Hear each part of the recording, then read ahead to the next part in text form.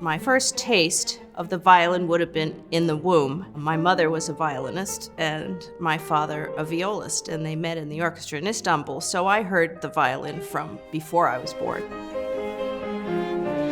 My sister started playing, and she studied with a man who came to the house, and they would go into the music room and it seemed like they were having a really good time, and I was very curious about it. I was 6 years old, and so I kept peeking in and kept peeking in. So finally, the teacher, he went like this, "Come on in. I'm gonna bring you a little violin next week, and I'm gonna teach you a little song, and we're gonna keep it a secret from your parents." And then I was totally hooked. Mr. Zarunian, my first teacher.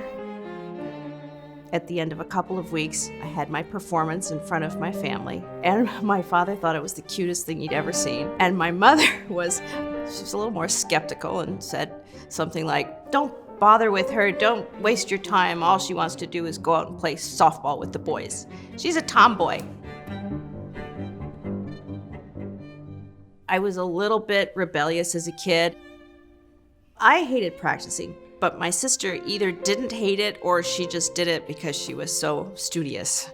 Boy, was she a hard act to follow. She practiced violin and piano without anybody telling her.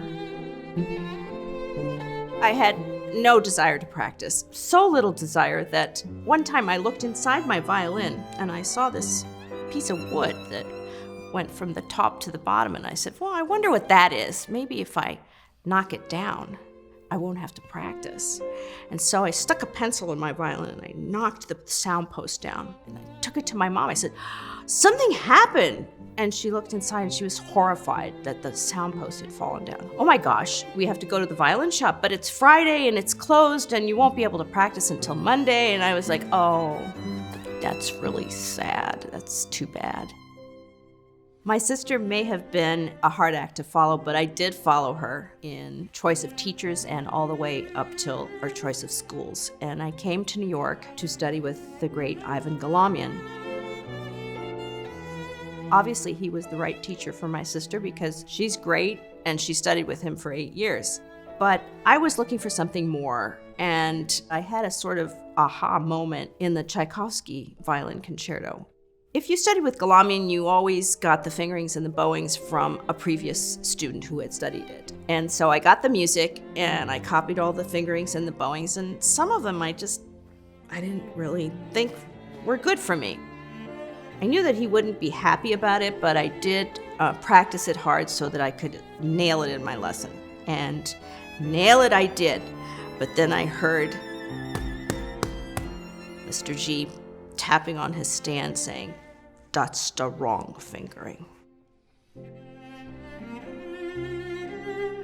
To this day, I wonder how I would have reacted if he had said, "That's not the fingering I want you to do," or "That's not the fingering I gave you." But no, he said, "That's the wrong fingering." And I thought to myself, this is not going to work for me. Luckily for me, Oskar Shumsky taught at Juilliard.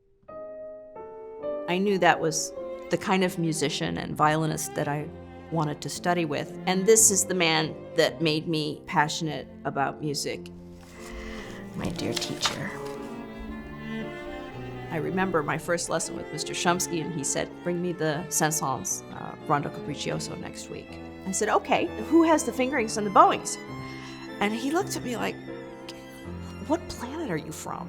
I mean, he was kind, but he was like, "Well, you figure it out, and I'll help you if you have any trouble." And for the first time, I had to really think for myself, and that became a theme in my life. The process of figuring things out yourself, making your own studies, that's what makes you a complete musician.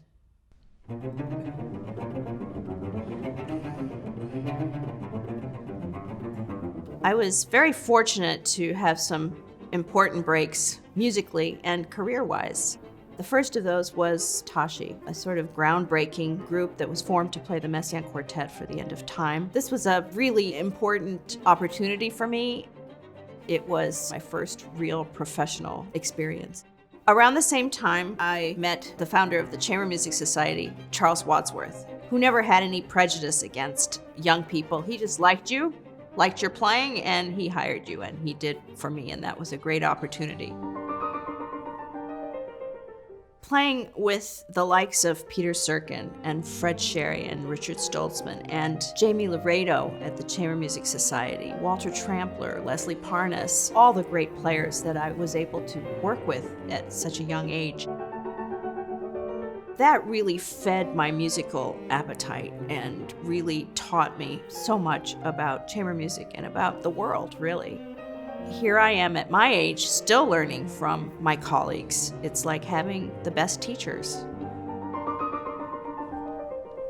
Thinking back about that time, it's pretty overwhelming, all that I was doing. I've always been blessed with a lot of energy, and I needed it. I was doing my solo stuff. I was doing a lot at the Chamber Music Society. I had already run my festival in New Mexico for 10 years. I had founded the festival in Colorado in Vail and ran that for 10 years.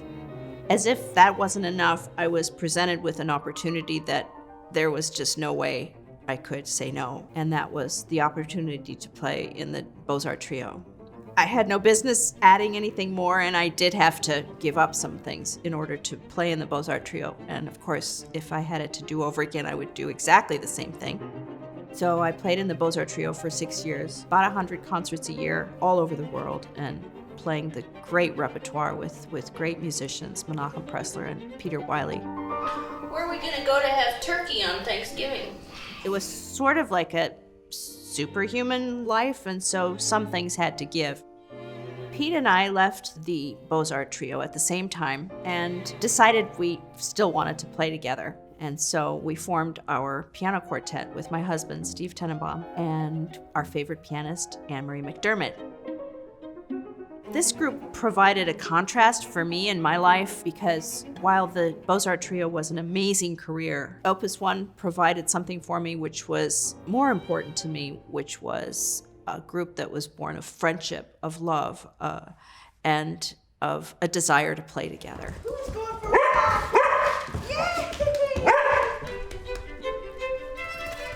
Celine, come!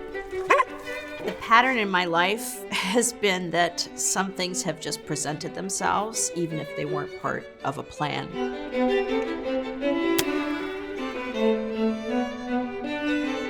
I got into Vizslas in 1985. I had no business getting a puppy.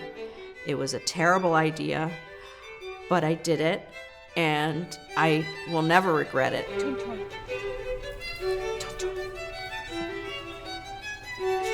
It became a huge part of my life. I've become a breeder. I've done a lot of competition. Some people think of me as a very fine breeder of Vizslas and have no idea that I play the violin, which I love. This is my first dog, Gus, and one of the first big prizes I ever won with him. The dog world has provided some perspective for me that I would never have just as a musician, and I do think that it's really important for people to have a life outside of music. And I like to try to instill that value in my students as well. Hi! Hi, how are you? I'm good. Can you hear me? I'm so fortunate to be teaching at the Curtis Institute, where great students from all over the world audition. And, people say, oh, you're such a wonderful teacher. No, not really. I just have wonderful students. That's your fingering, right? So be real conscious of the shift being on your down bow. Sometimes I think they practice too much, and so sometimes I'm telling them to practice a little less and go out and do something fun, make yourself a whole person. Now you're graduating. They get good and then they leave. Because of you. Oh, that's sweet. I think it's really important not to just be tunnel visioned about the violin or even about music. And I'm always telling them, in life, in art, in music, perfection is something that people strive for. And I think that's a mistake. I think the more you try to be perfect, first of all, the less perfect you are, and the more you miss along the way. That's what I've always done in my life, is to grab the opportunities as they come along, even if they weren't perfectly what I had planned.